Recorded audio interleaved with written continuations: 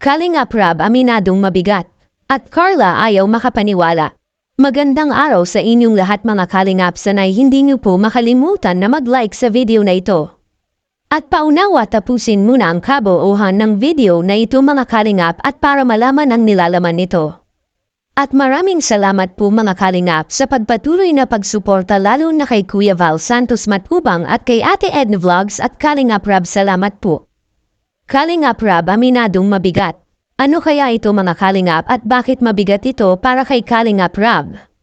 At Carla ayaw maniwala. Pero bago yun ay pag-usapan muna natin mga Kalingap ang mga ilang nangyayari ngayon patungkol sa tanggalan na magaganap sa isang member ng Kalingap Angels. Marami nga ang nakapagsabi mga Kalingap na si Dara or Carla ang matatanggal at ito ang dapat nating liwanagin ngayon mga Kalingap. Dahil para na rin ito sa kapakanan ng mga beneficiary ni Kalingap Rab at para na rin malaman ang mga dahilan nila kung bakit itong mga beneficiary na ito ang kanilang napangalanan na matatanggal. Unahin na natin si Carla mga Kalingap. May mga nakapagsabi sa mga minamahal nating taga-subaybay na kung si Carla Mananya ang magkataon na siya ang tanggalin ni Kalingap Rab ay hindi ito kawalan para kay Carla at bakit? Si Carla ay tapos na rin itong natulungan at mayroon na rin itong sariling channel na kung saan pwede na niya itong gagamitin upang siya ay kumita kahit papaano at masuportahan na niya ang kanyang mga pangangailangan mga Kalingap sa pamamagitan ng kanyang channel.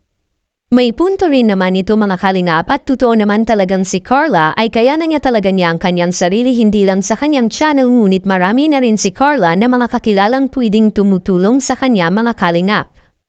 Kamakailan nga lang ay naiiyak si Carla mga Kalingap nang dahil ayaw nitong makapaniwala sa kanyang nakakamit ngayon na ang dating tinutulungan ay nakakatulong na rin ngayon mga Kalingap. Which is tama naman at yun naman talaga ang nangyayari ngayon sa buhay ni Carla mga Kalingap. At hindi lang yun, may mga sponsor si Carla ngayon mga Kalingap na naging dahilan ng pag-iyak nito dahil tumutulong at nagbibigay sa kanya at sumusuporta sa kanyang mga pangangailangan. Kaya kung si Carla man ang malis mga Kalingap ay hindi ito malaking kawalan sa kanya dahil kaya na niya ang kanyang sarili. Ngunit ang tanong, kung si Carla ba ay pakakawalan rin ba ito ni Kalingap Rab? Sa ating napag-alaman mga Kalingap ay malabong mangyayari sa katulad ni Carla na pakawalan ni Kalingap Rab dahil wala naman sigurong nakitang problema patungkol kay Carla dahil marunong si Carla sumunod sa anumang gustong gagawin ni Kalingap Rab para sa kanya mga Kalingap. At si Dara naman ay may mga nakapagsabi na si Dara ay minsan na rin ito na e-vlog ni Kalingap Rab dahil ayaw na rin itong makipag-love team. Will decision rin naman ito ni Dara na ayaw niyang makipag-love team at kung tanggalin man siya ni Kalingap Rab mga Kalingap ay hindi rin naman ito kawalan kay Dara lalo pa at mayroon na rin itong sariling bahay at tapos na rin itong natutulungan. Marahil kung si Dara ay may koneksyon rin mga Kalingap ang pag-ayaw ni Dara ng love team.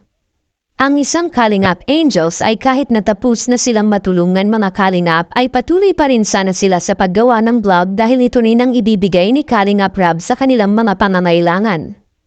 At kung minsan na rin ito ma-e-vlog at palagi na lang naghihintay ng tulong. Iba na talaga yun mga Kalingap dahil ang pagiging Kalingap Angels ay kailangan mong tumulong para kumita rin ang channel at para yun rin ang gagamitin pang tulong sa mga beneficiary katulad ni Dara mga Kalingap.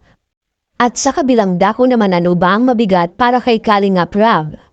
Yan ang ating makikita sa video. Ang challenging, pinakamabigat na paglingap para sa mga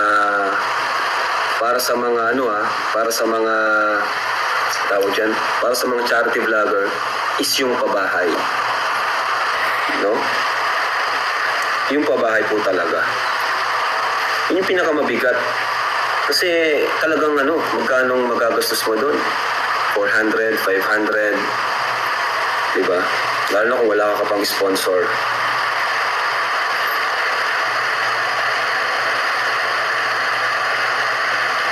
So, yun po yung challenge natin. Pero yun nga, since di pa tapos, yan. Pagkatapos nun, nagawa na ni Eds yung challenge natin sa kanya ngayong taon.